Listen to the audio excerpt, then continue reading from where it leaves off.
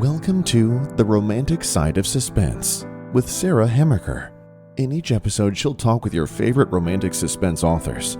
They will take you behind the scenes of the writing process, giving excerpts from their writing, and share stories about their writing life. The Sleuth's Conundrum by Kimberly Rose Johnson. Adam and Tara are sucked into a police investigation that might get Tara killed. Can Adam keep her safe, or will he lose her forever? Tara James, the local librarian assistant, is afraid her past will catch up to her when an infant is abandoned outside the Tipton County Library. Will news of the abandoned baby stir up publicity and force her to go on the run again? Librarian Nancy Daly's world has become complicated. Carter is pushing to set a wedding date. A woman was left for dead on the side of the road, and Tara, her assistant, is acting strange. Nancy is working every angle she can think of, but the case goes from bad to bizarre. Can she find the baby's mother, help Tara, and plan her wedding without upsetting her life's delicate balance? Slow news days become a thing of the past for local reporter Adam Stacy when a dead body is discovered on the side of the road. Was the woman murdered, or was it an accident? Adam's feelings are growing for Tara, but she appears to have secrets she's hiding. Is she somehow connected to the abandoned infant? When things go from bad to worse, Adam does everything in his power to protect Tara. But will it be enough? Hi, and welcome to this week's The Romantic Side of Suspense. I'm your host, Sarah Hemmerker, and I'm so glad you joined me. Today I'm talking with award-winning author Kimberly Rose Johnson.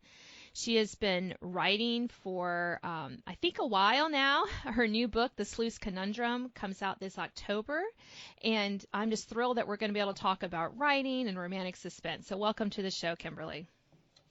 Thank you. So, I often get asked by readers, how do you come up with your ideas? So let's start with that one, because to me, I can get inspiration, washing dishes sometimes. Exactly. So yeah. tell me, what for you, where have you found some of your inspiration for some of your plots? Sure. I can relate to being inspired by just about anything. I mean, a phone conversation with somebody and my mind will take off. Just kind of going beyond what they mentioned, I have one book in the Sleuth series that I've written where I knew who the characters would be, but I was having a difficult time coming up with the mystery part of this particular book. And so I Googled story prompts, and I get my idea from that. So, I mean, inspiration can come from anywhere. My husband said, I think you could tell a story just by watching somebody walk down the street and you'd come up with a story idea. So it's just kind of how that creative brain works sometimes. Yeah, and haven't you done that? I mean, haven't you, like when my kids were younger and I took them to the park and they were playing, I look at everyone else and I think, what story can I tell about if I didn't know Absolutely. about them? Because yes. I think it makes life more interesting to me. And, it's always, even though I may never use those, it's always been fun to find those inspirations. So the other thing that I find, well, for me, one of the hardest parts of writing is coming up with character names. Do you, and one year for Christmas, I asked for, I think, like the, 1,001 baby names. And I was like, no, I'm not having another baby. My youngest was like 2 at the time. I was like, I need this to help me name my characters. So how do you come up with your characters, their names? Sure. I Google the year of their birth for popular baby names so I can see what names were being used at that year. Oh, that's a great idea. Sometimes I'll change it. Like I'm writing a book right now that I shouldn't say I'm writing it. I am rewriting a book that I wrote probably 8 years ago. And I have since used a particular character name in a recent book. So I renamed her, and I used a name that I knew was common at that time period when she would have been born. And I didn't have to look that one up because I'm just familiar with that age group. So right. Anyway, yeah. Right. It's funny. Sometimes you kind of see a theme in character names. Sometimes you read a book, you're like, oh, well, that must be the popular the popular name Well, of the could be. day. I mean, yeah. And I tend to like certain names, and I'll keep naming characters that, and then I'll come back to that book later on and think, oh, well, I just actually had a book published with that character name, so I had to change because like books I didn't publish before, and I go back and revamp them, books I wrote before I was published type thing. Right. So, yeah. I know it seems like the character names. I mean, to me, I thought it was harder than naming my own children. I'll just be honest. Oh, wow. To me, I don't know. I mean, I can name like I don't know. For me, it's just sometimes it just was hard to find. And last names. Last names drive me crazy. Last names those are really hard. Those are harder for me than first names. Yeah. So what do you do? I mean, I want to know for myself. My listeners might find this interesting, but well, how do you figure out the last name? Well, sometimes I go to the Social Security. They have a list of last names. And sometimes I'll do that. Sometimes if it's a certain nationality or if I want someone to be from a certain country, I'll check common last names from that country. It also needs to sound good with the first name. It can't be awkward to my ear. Right. So, yeah, I'm not super picky about last names because generally speaking, I will only use it at the very beginning when they're introduced. Of course, that's more for just contemporary romance. When I do a suspense, I will often actually call the character by their last name. So I'm a bit more careful with that if that's what they end up being called. Yes, yes. So like in my Edge of Truth, I have the bad guy always being called by the last name, almost never being used by, his first name. So in that instance, I was very careful about the last name. It had to be something that really worked, Mm-hmm. No, I totally understand that. And I think it can be, you do have to have a care for how they sound together because sometimes you say it and you're like, oh no, that's not gonna, that's not, because it does evoke, I think, this sense that either we like the person or we don't. And I know we're talking about characters here, but I think that's how we connect to our characters. And if we say their first and last name together and we're like, no, that just gives you not the right feeling or kind of a unsettled feeling. That's not how you want your hero or your heroine exactly. to feel, to go through life. So, yeah, I think you really do need to have a care. How else do you connect with your characters while we're on the character theme here?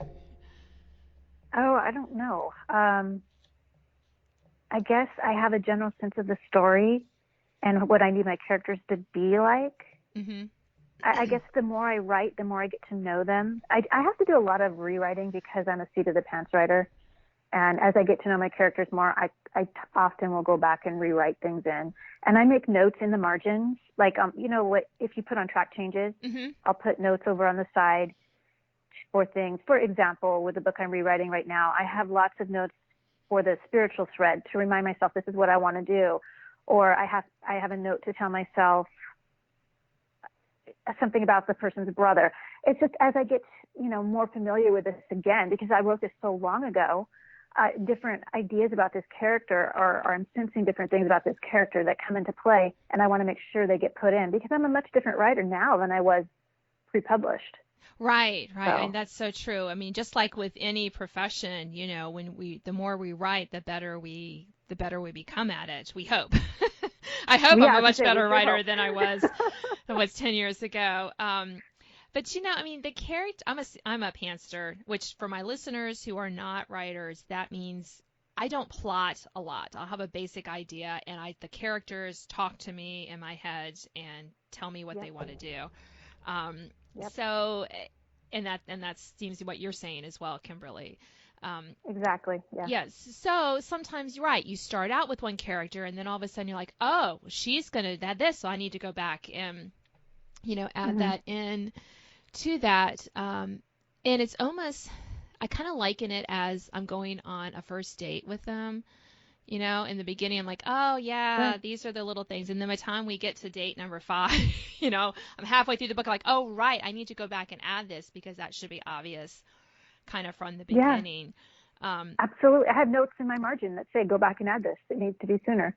Yeah. Yeah, right, right. And that connection with our characters, I mean, with their name and with what they do and stuff, I mean, they do become real people to us. They Yep. are really real. And I'm almost, you hear writers, especially if you write a series, which I haven't done yet, but write a series where like the main characters reappear in all the books, must be Hmm. kind of either you're going to get sick of them or at the end you're going to be Well, kind of sad that you're saying goodbye to them. I have found it refreshing. The Librarian Sleuth series, my character Nancy is in every single book with a Mhm. point of view, and each book that follows has another, because it's a romantic mystery suspense type book. So I introduce a new couple in each book that have their own point of view. But it is so refreshing to start writing and know Nancy. Oh, And I mean, I yes. know her so well, and it's so much easier to write her because I know her so well. And it's, oh, I love it. Well, I'm sure your readers do too, because I mean, I like to read books where either the main character is reoccurring or even those secondary characters who can really become, really important to our stories. And also, like you said, like an old friend. Oh, good, I get to write Nancy Yeah. again. She gets to appear in Yeah. this book and come. And your readers are hopefully finding that same connection with Nancy that you do. So that's like a Yeah. bonus. I hope so. Yeah, I know. We can only hope that our readers love our readers. I hope you love our characters as much as we do. So, Exactly. in writing romantic suspense, we have to kill people sometimes. Hmm. And have you ever regretted killing a character? It's interesting because I am relatively new at romantic suspense. I haven't actually killed somebody. Oh my Um, goodness, Kimberly. in my I have one book out that's true romantic suspense, and there wasn't a murder in it. And then in this Sleuth Conundrum, I do have a character who killed, but it wasn't on purpose, Mm. so I didn't have to have a murder there. Now, all of that being said, the next book that comes out in that series, there is a murder, and I have second guessed myself Oh many no. times. So we'll see what my publisher says because I don't have the edits back yet.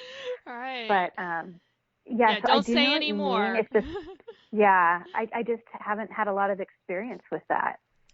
So, Right, in a book that I've written that I haven't published yet, I'll probably indie publish it. I did kill off a character, actually two minor characters, and I kind of didn't want to. One of them I kind of didn't want to, but I was like, I have to. It's what the story needs. Um, mm, and I think that can be kind of a tension because I kind of liked her. I didn't really oh, want her that's to hard.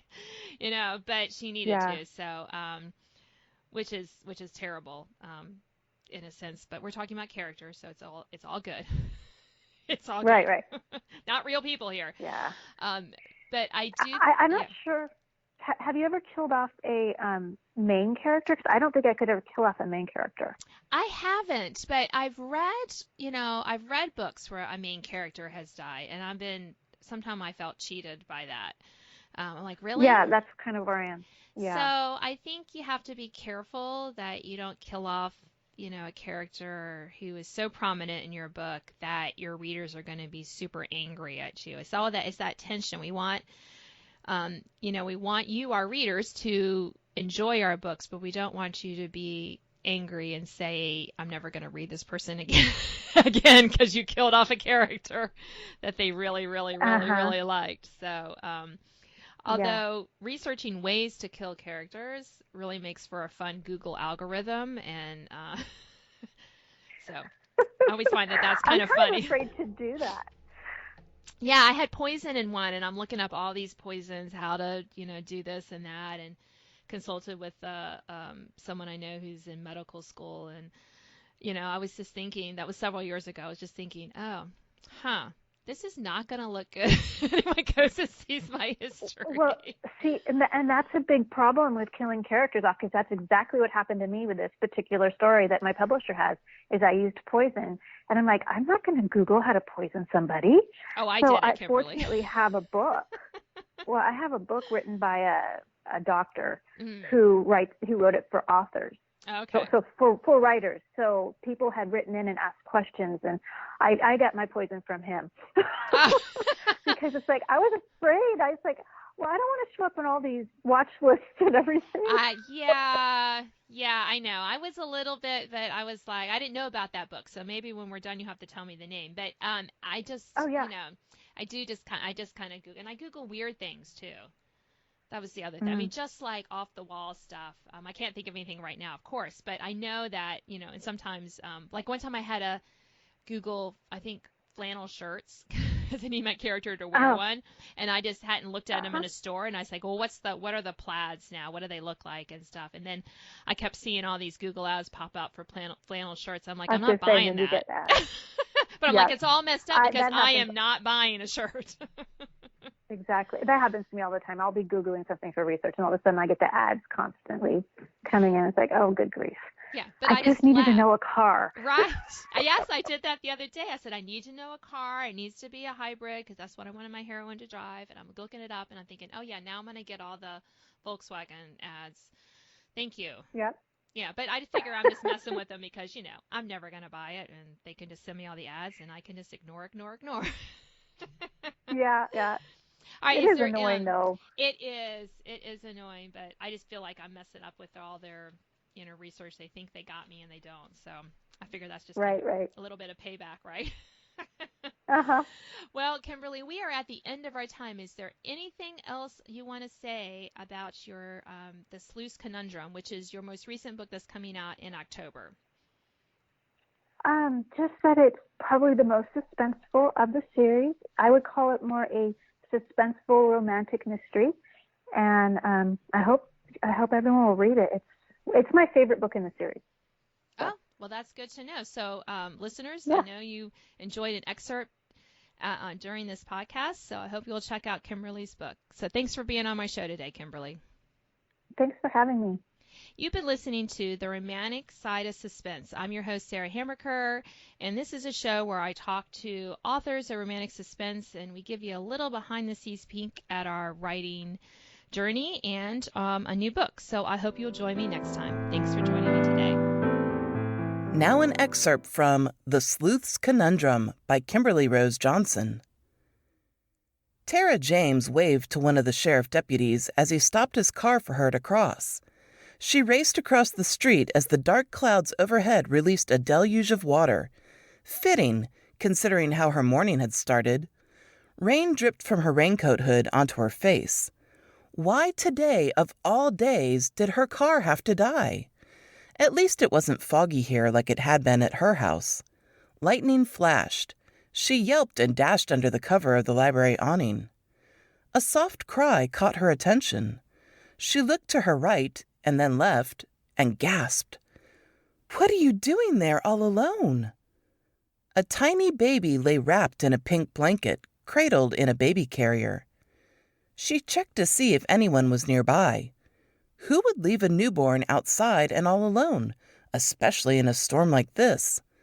No one walked or loitered nearby. Tara frowned and grasped the handle of the baby carrier tucked behind a large flower pot. She grunted at the weight.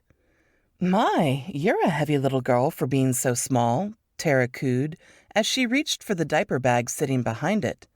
"Hello, precious. We need to get you inside where it's warm and dry." Why weren't the doors opening? She stood in the trigger zone.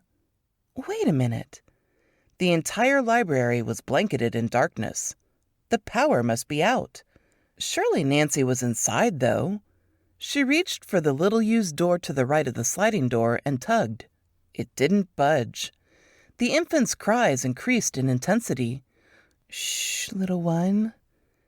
Now what should she do? She never remembered to carry an umbrella, and the baby would get soaked if they left the cover of the awning. The doors suddenly slid open and the lights turned on. "It's your lucky day," Tara said. The irony of her comment was not lost on her. Thunder boomed and rattled the windows. Tara jumped. She hated storms. "I don't remember the last time we had thunder like that." She crossed her arms. Who would abandon a helpless baby on a day like today? Tara looked down at the infant and her heart melted. She squatted and unhooked the safety restraint. How long was the power out? 30 minutes tops. Are you thinking what I'm thinking? Nancy moved around her desk and powered on her computer. I'll pull up the security footage while I get my mom on the phone. Nancy's mother was the local sheriff, so it made sense that she would call her directly rather than 911. And I'll see if she needs a diaper change. Do you think she's hungry? Nancy shrugged. She had her phone to her ear. Tara lifted the light-as-a-feather baby from the carrier and cradled her. Shh, it's going to be okay. The baby quieted and snuggled against her. Her heart melted. Sudden tears burned her eyes. She blinked them away. Tara knew little about babies, but how hard could changing a diaper be? She peeked inside the diaper bag and spotted an envelope. What do we have here? She reached for it, then drew out the single sheet of paper. This is Amelia. She's a week old. I wish I could keep her, but my circumstances won't allow it. Please love her for me and take good care of her. Clearly, her mom cared deeply for her, so why leave her baby at the library? Amelia started crying again. Okay, I hear you, precious. Tara dug through the large bag and reached for a changing pad and diaper. At least your mama left some supplies. She proceeded to change her diaper. Sure enough, it was soaked. Poor thing. Nancy slid her phone into the pocket of her oversized cardigan. My mom is coming. The library doors slid open, and Sheriff Daly strode inside, wearing a long raincoat. What do we have here? She spoke in a soft, gentle voice Tara had never heard the seasoned law woman use. Babies had a way of bringing out the mushy side of people, and apparently Nancy's mom was no exception. Thanks for listening to The Romantic Side of Suspense with Sarah Hammaker. If you enjoyed this episode, please leave a review. You can sign up to receive notifications of upcoming podcasts and listen to previous editions at sarahhammakerfiction.com.